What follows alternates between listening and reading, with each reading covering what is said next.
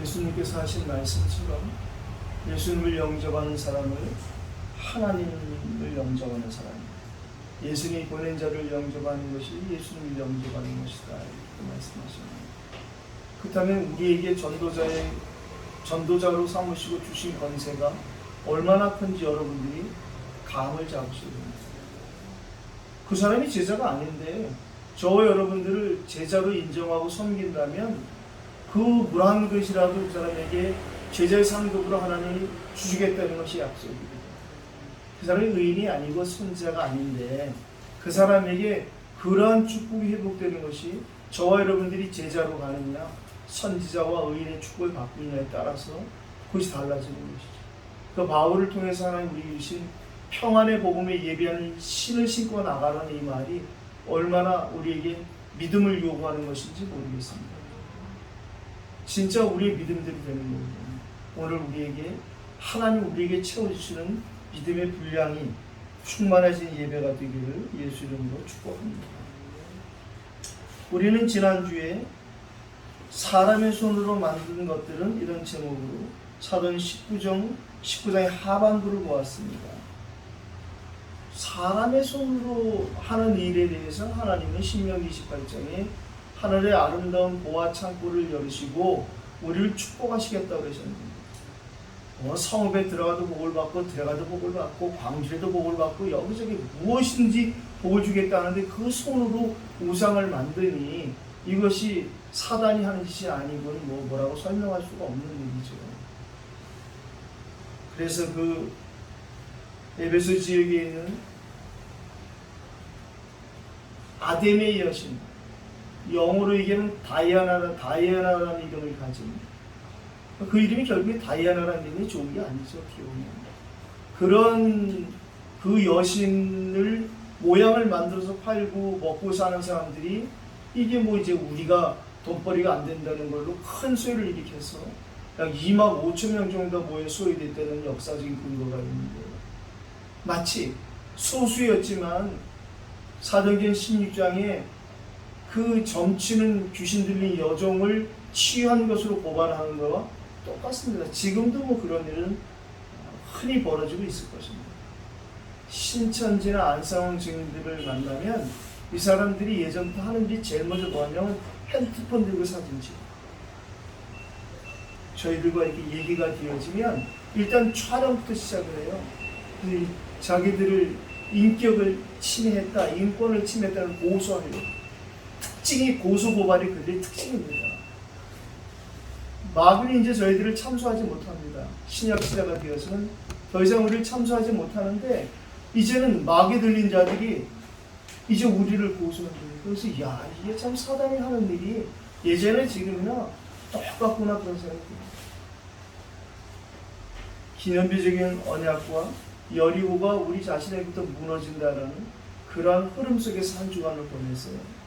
오늘 우리는 서론으로 지난주 결론인 전도자는 하나님 끝까지 지키고 보호하십니다. 요한 칼빈 목사님이 잘 정리하신 것처럼 성도의 궁극적인 견인, 성도의 중국적인 견인, 끝까지 한번 택하신 사람은 끝까지 책임지게 되는 거예요. 그러니까 한 번 구원이 영원한 구원이라는 것은 불변의 진리입니다.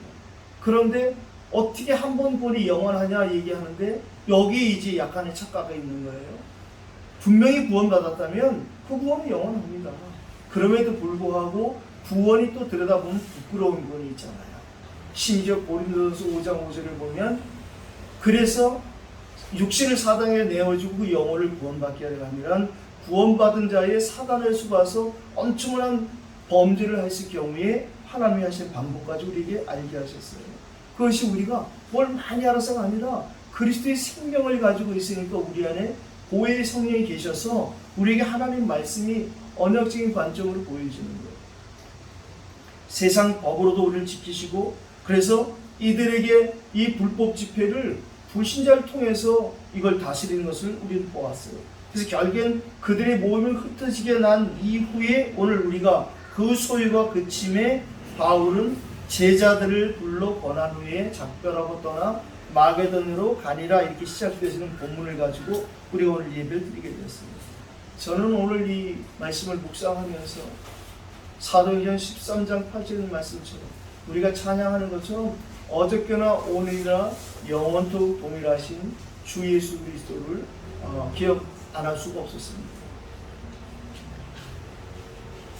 마가다락방에 임하신 그 보혜사 성령께서는 베드로에게도 역사하셨고 어쩜 바울에게도 그렇게 똑같이 역사하실지 모르겠어요. 그럼 우리에게도 똑같이 역사하실 수 있는데 똑같이 역사 안 하시는 것은 우리는 베드로 같은 믿음과 바울 같은 믿음이 아직 없다, 이렇게 보면 되겠어요. 일단 우리가 기도할 것은 믿음 충만을 기도하면 되는데요, 성령 충만되어지는 믿음 충만은 따라오는 것입니다.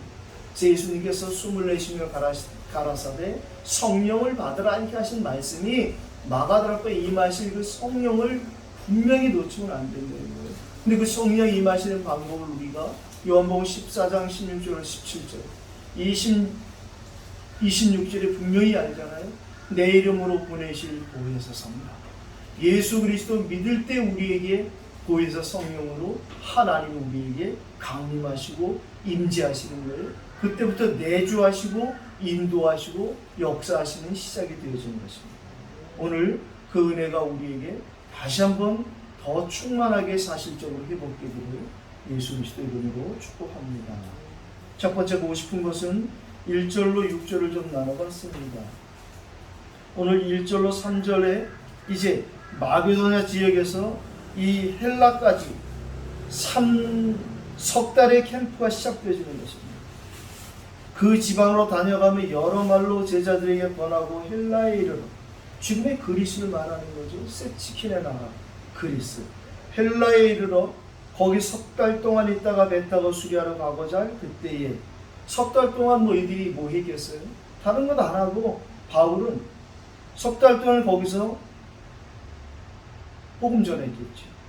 그리고 이 바울은 그 지방을 다녀가며 그 지방에 세우신 제자들을 격려하고 그들의 제자들의 복음을 정리정돈해주는 편집과 각인 제자의 응답을 같이 받았겠다, 이렇게 미루어 짐작할 수 있습니다.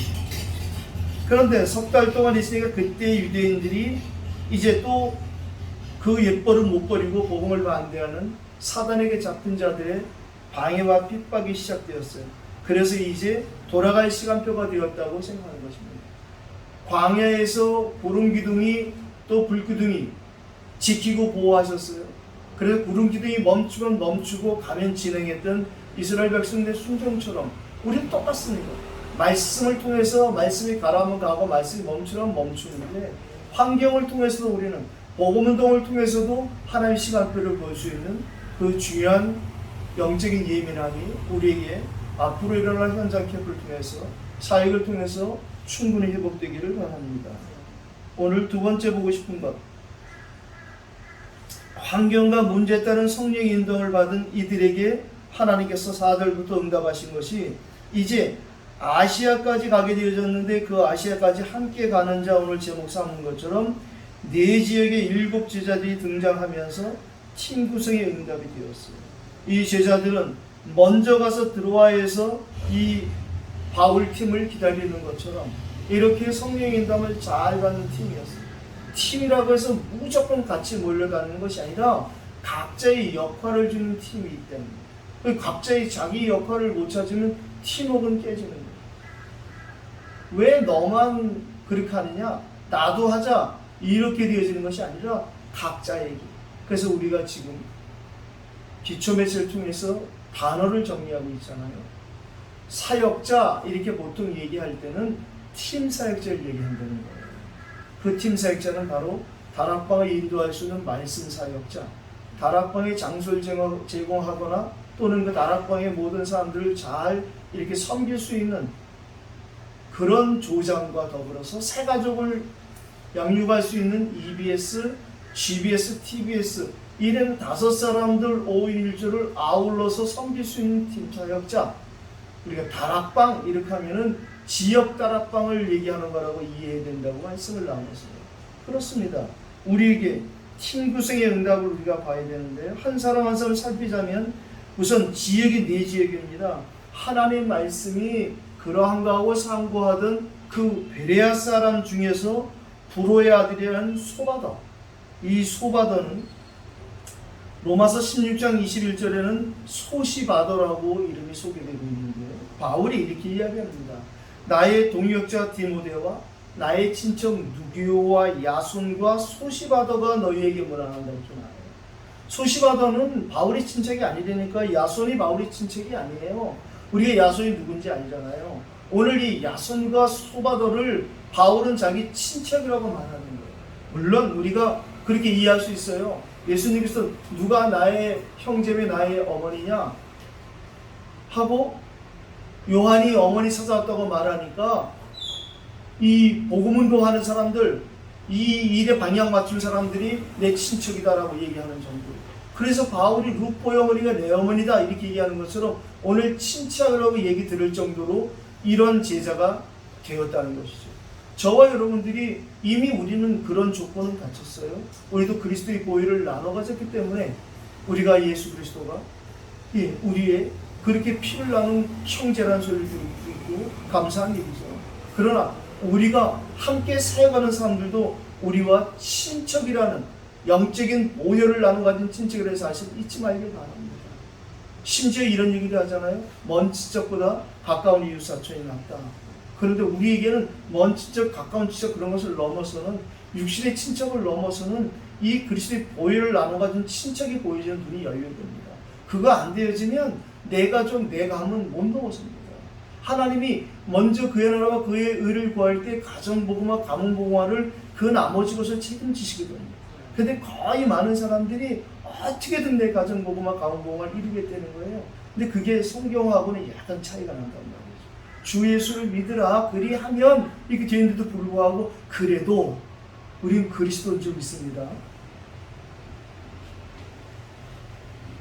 오늘 두 번째 제자가 소개되지요. 데살로니가 사람 아리스타고와 세군도. 데살로니가의 두 사람이 소개되고 있는데 세군도에 대해서는 성경에 별로 기록이 없어요. 그러나 우리가 아리스타고는 지난주에 살펴봤습니다. 끝까지 바울과 함께했고 심지어는 감옥에까지 같이 들어갔던 이런 아리스타고를 우리가 잘 정리해봤습니다. 더벳 사람 가이오, 이 가이오가 바로 요한 3서 1장 2절에 나오는 그 가이오라고 우리가 확인했어요. 이렇게 아시아로 함께 가는 제자들이 아시아까지 가는 것이 아니라 끝까지 함께 간다는 거예요. 저희가 농담삼아 진담삼아 말로 갈 때까지 가는 제자, 갈 때까지 가는 제자, 이걸 주님은 원하시는 거죠. 저는 여러분들이 저와 함께 갈 때까지 갔으면 좋겠어요. 거기가 아프리카면 아프리카도 갔다 오고 제가 살자는 것이 아니라 앞으로 하나님이 시간표에 따라 문을 열어주면 토달지 말고 우리가 같이 힘을 합하여서 기도하고 그렇게 가는 거예요. 갈 시간표 되면 가는 거죠. 오늘 우리가 이 사도행전 20장을 통해서 후에도 좀 살피겠습니다만은 바울은 어떤 때는 육로를 통해서 가요. 어떤 때는 배를 타고 가요. 그 이유는 배를 타고 갈 일은 배를 타고 가는 거예요. 걸어서 갈 일은 걸어가는데 왜 걸어갔느냐? 제자들 먼저 배 타고 가게 하고 자기는 걸어갔어요. 걸어가는 동안 제자들 없이 자기가 복음 전해야 될 일이 있었을 거죠. 저는 생각합니다. 제가 중국어를 지금도 되게 못해요. 진짜 안 늡니다. 중국어가. 특히 방학이니까 또 다 까먹고 있는 거죠. 그런데도 불구하고 중국어를 처음 공부하게 된 계기가 메시지가 하나 들어온 거예요. 목사님 중국어를 공부하시는 게 좋습니다 라고 얘기하는데 그 내용이 뭐냐면 통역 없을 때 하고 싶은 얘기들이 있습니다. 그 말에 내가 메시지가 확 오죠. 제가 이 성경을 묵상하는데 바울이 이 제자들이 없을 때 만날 제자가 있잖아요. 그러니까 서로 갈등이 있을 수 있거든요. 사람이기 때문에 자기의 뭘 보이고 싶지 않고 이런 게 다 있을 수 있단 말이죠. 주 안에서 다 치유되고 용서되는데도 불구하고 그 사람 만났을 때도 안 돼. 그런 부분 때문에도 그럴 수 있었겠다. 우리 갈 때까지 한번 가보고 갈 때까지 한번 가봅시다. 우리가 갈 때까지 시간표는 주님 오시든지 우리가 주님을 갈 때까지고 또 갈 때까지는 하나님 보내시는 곳이니까 믿음으로 가면 된다고 생각합니다. 그래서 이들에게 오늘 마지막으로 만나는 제자가 아시아 사람 두기고와 트로비모라. 우리도 두기고를 잘 알잖아요. 두기고는 심지어 이 말씀을 대필도 하고 저 진짜 바울에게 너무도 중요한 제자로 여러 군데 소개되어서 앞으로 우리가 계속 두기고도 또 성경을 본문으로 삼을 때마다 세밀하게 좀 살펴보도록 하겠습니다. 드로비모는 성경에 몇 군데 나오는데 이 드로비모는 바울하고 얼마나 근접해 있었는지를 사도행전 28장 29절에 드로비모는 바울과 함께 성전에 들어가지 않았거든요. 그런데 이 유대인들이 헬라를 데리고 성전에 들어가서 이 거룩한 곳을 더럽혔다 하고 이 바울을 또 잡아서 괴롭힘을 주려고 하는 이유가 뭐냐? 이는 그들이 전에 에베소 사람 드로비모가 바울과 함께 시내에 있음을 보고 그를 성전에 데리고 들어갔다라고 착각한 거예요. 그 정도로 늘 바울을 밀접해서 같이 있었던 이 드로비모. 그 드로비모가 디모데후서 4장 20절을 보면 병들었다는 거예요. 그 드로비모가 병들어서 밀레도에 두었노니. 이런 신학자들이 있어요. 얼마나 바보 같은 얘기를 하냐면 바울이 치의 은사가 그쳤다는 거예요. 자기 병도 못 고치고 드로비모도 못 고쳤다는 거예요. 디모데의 병도 못 고쳐서 포도주 먹고 좀 나라고 얘기할 정도이기 때문에 그 이후에는 모든 치의 은사가 끝났다는 거예요. 어떻게 이렇게 할까 성경을? 제가 볼 때는 드로비모가 병들 정도로 이렇게 갈 때까지 갔던 사람인데 왜 그렇게 안 보일까? 그런 생각이 들더라고요. 병 날 수 있죠. 병을 하나님이 다 고쳐주시는 게 아니잖아요. 어떤 사람은 진짜 별로 기도 안 해도 병 나는 사람이 있어요. 제가 얘기하잖아요. 그게 치의 은사가 아니라 하나님의 치의 은혜거든요. 우리가 손을 얹어 낫는 게 아니에요. 손을 얹는 사람의 중심을 보고 하나님 은혜를 베풀어 주시는 거잖아요. 환자한테. 제가 지난번에 한번 사진을 같이 본 적이 있는데 김성희 장로님이 어느 날 자기 대학 동창에 늦게 난 딸이 아프다는 얘기를 듣는데 같이 기도하자고 그랬어요. 기도 부탁을 한다고 그랬어요. 진짜 기도했어요. 근데 그 아이가 나왔다니까. 그게 하나님의 그 계획이 그 아이를 낳는 계획이 아니잖아요. 그것 때문에 그들의 부모가 예수 믿게 된 계획, 쟤는 교회를 잘 다닌다고 하더라고요. 그런 것을, 그걸 볼 수 없는 것, 볼 수 있는 것의 차이는 우리에게 진짜 복음이 있구나. 그렇게 되어지는 것이죠. 낫고 안 낫고 그분에게 맡기고 기도하는 것이죠. 그래서 제가 신비주의하는 목사님들 몇 명을 그 전에 보니까 이분들이 손 기도한 병이 나요. 근데 본인들이 병이 안 나. 그럼 본인들이 병이 안 나면 바울 같은 은혜를 받아야 되는데 몰래 숨어서 멀리 경기도에 가서 병원을 다니고 경기도에 있는 목사님 서울에서 병원 다녀. 그래서 나하고 병원 앞에서 만났어. 그래서 내가 안녕하세요 그냥 그랬더니 이분은 지레 겁을 먹고 네, 저한테 다 실토하는 거예요. 사실 목사님 내가 병을 고치는 사람인데 내가 지금 사역이 이 사이가 아니냐 기도를 하니까 내가 몸이 아파서 병원에 갈 수가 없어서 그 동네 병원 가면 기도원 문 닫게 생겼으니까 일로 왔다는 거예요. 그래서 내가 그러시냐고 알겠다고 저도 기도하겠다고 그러고 이제 커피 마시러 준 적이 기억이 나요. 우리가 정말 복음이 있다는 것은 우리에게 이상한 일이 안 일어나도 모든 것을 하나님이 주시는 그 분별로 우리가 분별할 수 있다는 거 너무 감사한 것입니다. 왕년에 분별의 영을 받아야 된다고 분별의 영도 성령 안에서 다 회복되는 것을 믿으시기 바랍니다. 드로아에서 일주일간의 캠프를 마쳤습니다. 닷새 걸려서 간 드로아에서 제자들과 함께 이제 7일 동안 머물면서 이들은 여기서 또다시 캠프를 한 것입니다. 드로아는 바울팀에게 굉장히 의미 있을 것입니다. 이 아시아에 가고자 했을 때에 아시아에 가지 못하게 막으시고 드로아에서 마게도냐로 방향을 바꾼 곳이기 때문에 바울의 모든 사역의 터닝 포인트가 되어진 중요한 것이거든요. 그래서 드로아의 마음을 기억하라 이런 제목의 설교도 있고요. 하와이에 있는 배종도 목사님이 대구에서 목회하다가 이제 하와이로 가기 전이었는데 교회 이름을 바꾸려고 그분이 이 목사님에게 얘기했대요. 교회 이름을 바꾸고 싶다고 좀 져달라고 부탁을 하니까 그분이 옛날에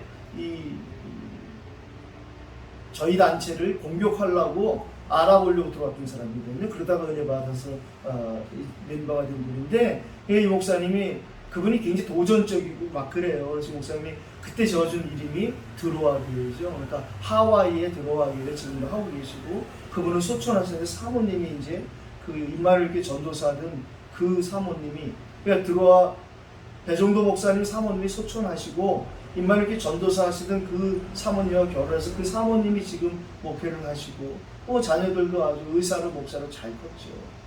또 얼마 전에 소천한 위정희 목사 교회도 들어와가 이 유명한 거예요. 교회 이름이 제가 볼 때는. 저는 별로 들어와 교회를 권해주고 싶지는 않습니다. 두 번째, 같은 성령 같은 역사라는 소제목으로 7절로 12절을 보고 싶은데요. 오늘 우리가 잘 아는 유두고라는 한 청년이 죽었어요. 한 사람의 죽음에 대한 하나님의 분명한 계획은 다 있는 거예요. 불신자 한 사람 죽어도 거기에 계획이 있잖아요.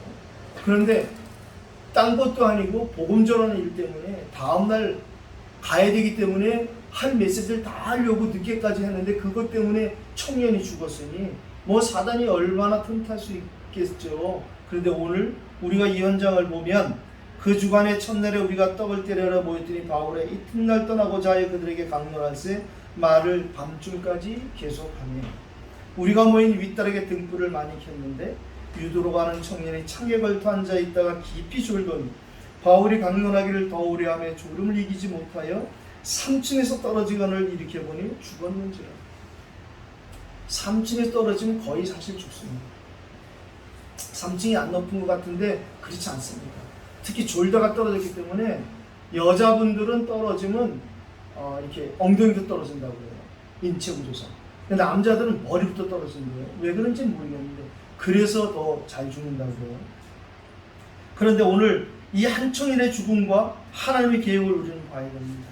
누가 잘해서 죽었고 잘못해서 죽었고 뭐 그런 상황이 아니라 누구든지 이럴 수 있다는 거예요. 그런데 하나님은 그 일을 지키고 보호하시는 거예요. 오히려 그 사건 때문에 하나님은 이 전도와 선교에 더 크게 역사하시는 것이 10절로 11절에 바로 전도자들을 통한 생명의 역사를 보이시는 것입니다.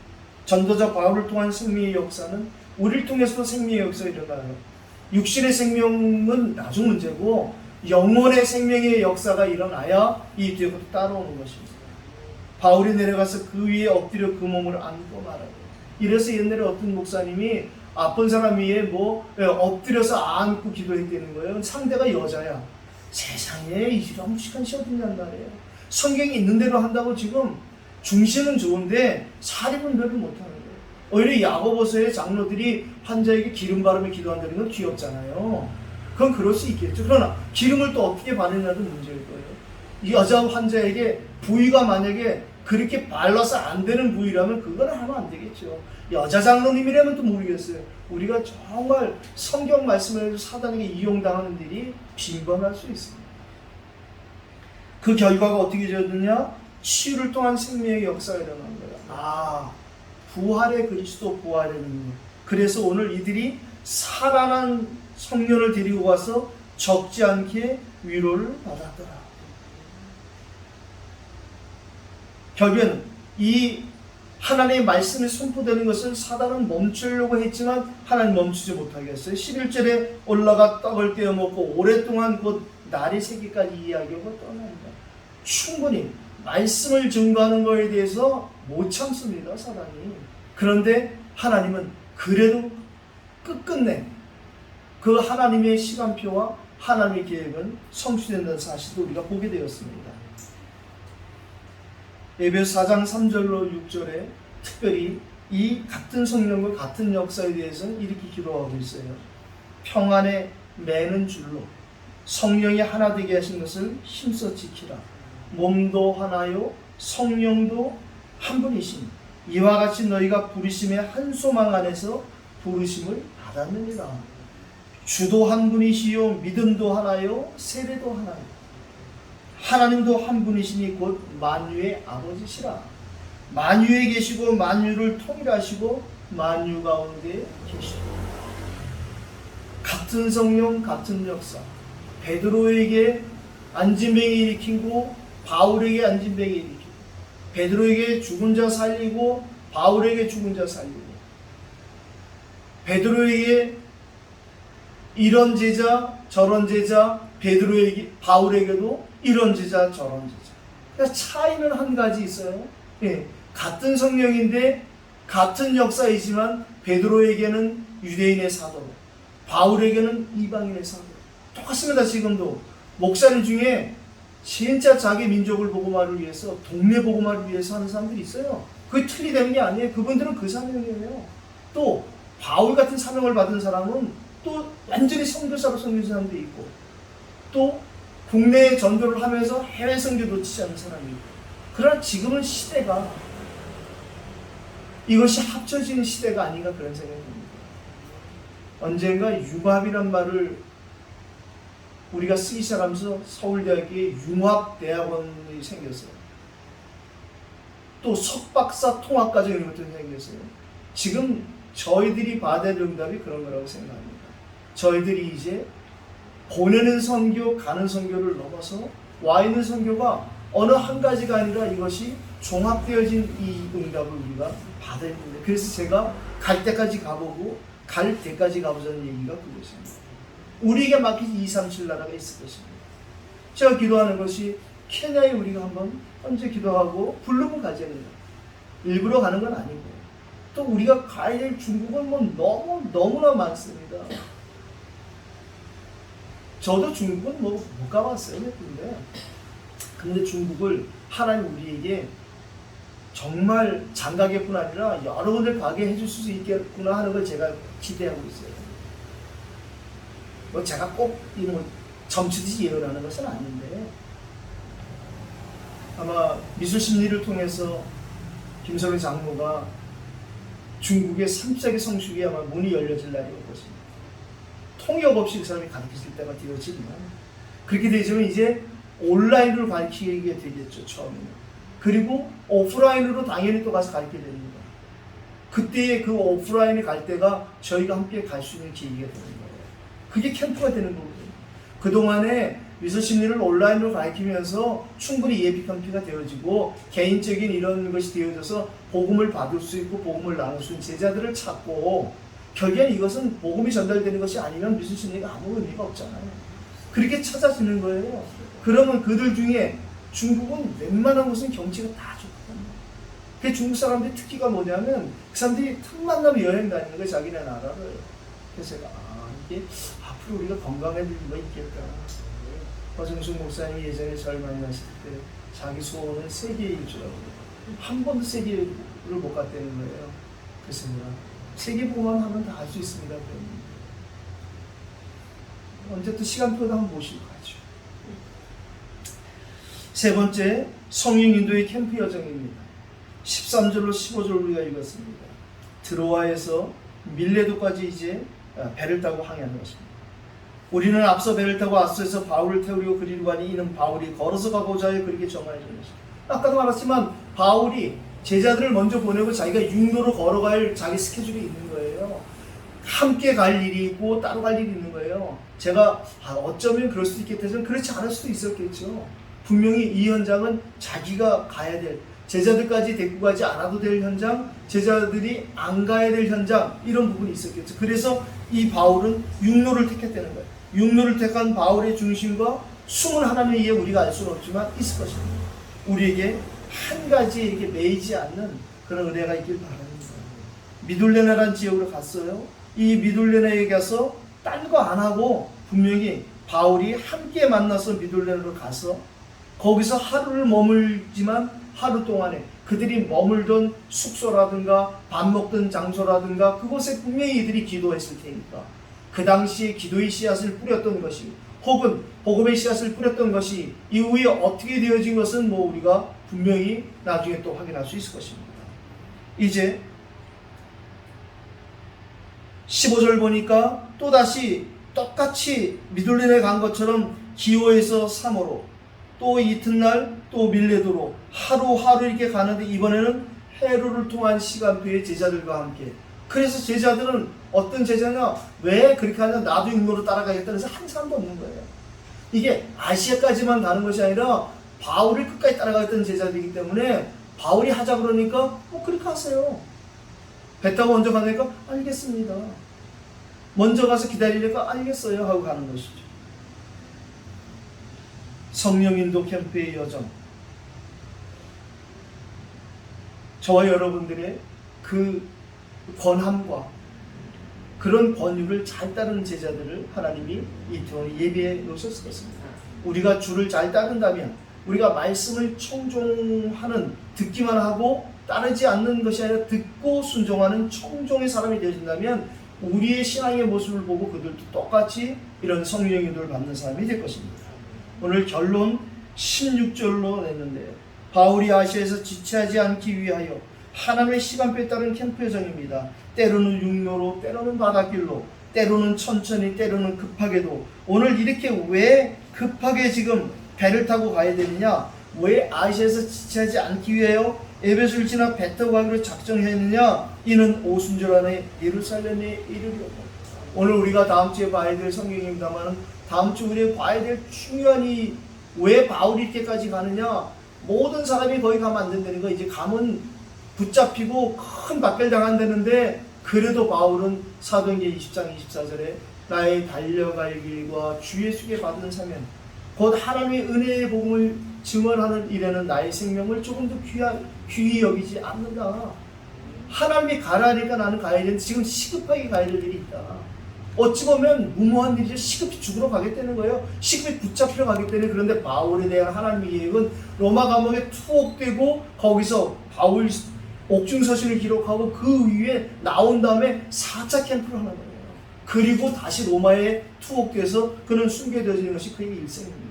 어떻게 보면 빨리 죽으러 가겠다는 거예요. 그런데 빨리 죽으러 가는 것이 아니라 자기의 살아있는 동안에 하나님이 하실 일, 지금 3차까지 이 선교 캠프를 마치고 로마 감옥에 투옥되고 4차 캠프를 하고 죽어야 되니까 이건 우리가 상상할 수 없는 일이죠. 감히 그래서 저는 바울 선생 이렇게 얘기하는 사람들 째려보죠. 그럼 바울이 사도권을 인정 안 하는 사람들입니다. 우리 단체에 우리 총회 안에 목사님들도 그런 분이세요. 바울 선생이 이런 사람이세요. 그럼 내가 그분을 스며서 째려보죠. 아직도 복음을 못 깨달았구나. 그럼 저분은 예루살렘에 사는 똑같이 생각하는 거예요. 예수님 당시에 같이 든 사람은 사도 바울을 얘기를 하는 거예요. 부활의 담에서도 나타난 부활의 그리스도를 인정 안 하는 거예요. 그런 걸 보면 참 안타깝더라고요. 저는 끝끝내 사도 바울이죠. 사도행전 20장 24절의 각오와 결단이 저와 여러분의 것 되시는 오늘 이 예배에 참된 승리자 되시기를 예수 그리스도의 이름으로 축복합니다. 오늘 우리가 받은 말씀 붙잡고 함께 기도하겠습니다. 오늘도 이 말씀 우리에게 성취되게 하여 주시옵소서.